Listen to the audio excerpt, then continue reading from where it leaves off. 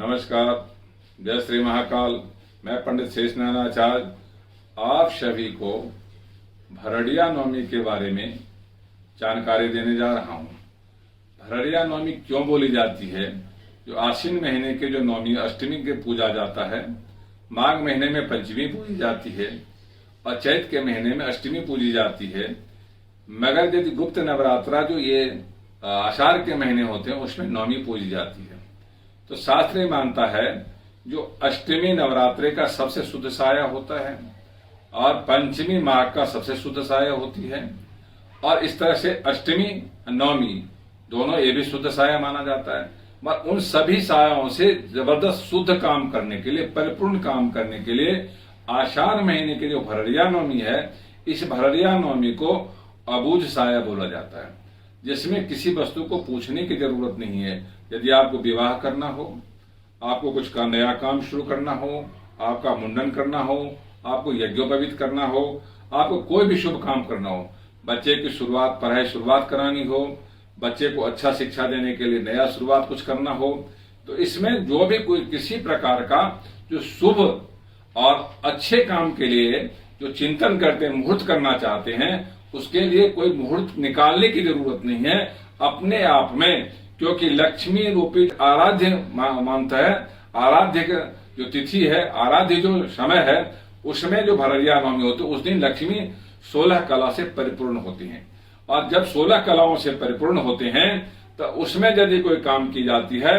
तो वो अशुद्ध नहीं होता, संपूर्ण रूप से शुद्ध होता है। शास्त्र ऐसा मानता है नवमी वाले दिन जो महालक्ष्मी होती हैं वो अपने आप में 8 प्रकार की लक्ष्मी लेके परिपूर्ण होती है, और साथ में 8 और उसका उपलक्ष्मी भी होता है, तो 16 प्रकार की लक्ष्मी की प्राप्ति होती है, जिसको 16 संस्कार कहा जाता है। इस 16 संस्कार को देखते हुए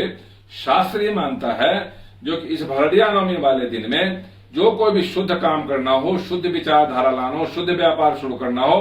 तो ऐसे तिथि में, ऐसे जो तिथि है उस तिथि में आप यदि अच्छे काम करना चाहते हैं तो अच्छा काम करने के लिए आपकी उसकी आयु लंबी होती है।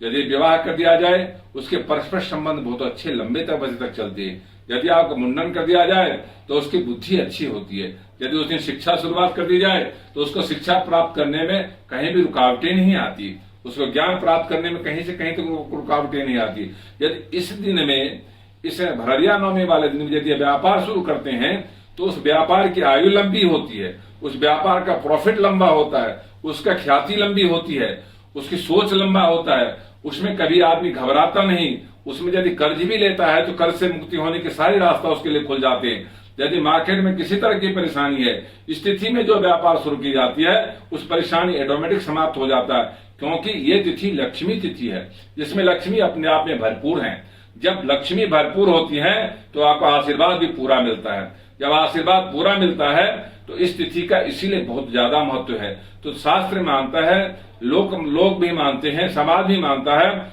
इस तिथि में बिना पूछे हर कोई वस्तु जो अच्छा काम है उसको शुरुआत करने की सोच बनाए बैठे होते हैं, क्योंकि ये जो है वो 29 तारीख को आ रहा है और 29 जून को आ रहा है। इसीलिए उस दिन यदि आप कुछ करना चाहते हैं, कुछ अच्छा काम करना चाहते हैं और आपको किसी प्रकार की परेशानी है, तो अपने आप हाथ में पुष्प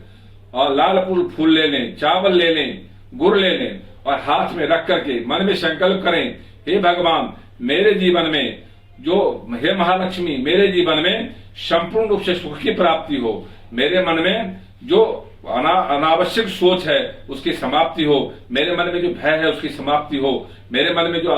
बहुत सारी शंकाएं हो समाप्त हो, और सुख की समृद्धि की प्राप्ति हो। और मेरे मन में जो इस अच्छे तिथि में, अच्छे योग में, इसमें चौघड़िये योग में अच्छे जो तिथि माना जाता है भरड़िया नवमी, जो अबूझ साया मानी जाती है, जो सबसे संपूर्ण तिथि मानी जाती है,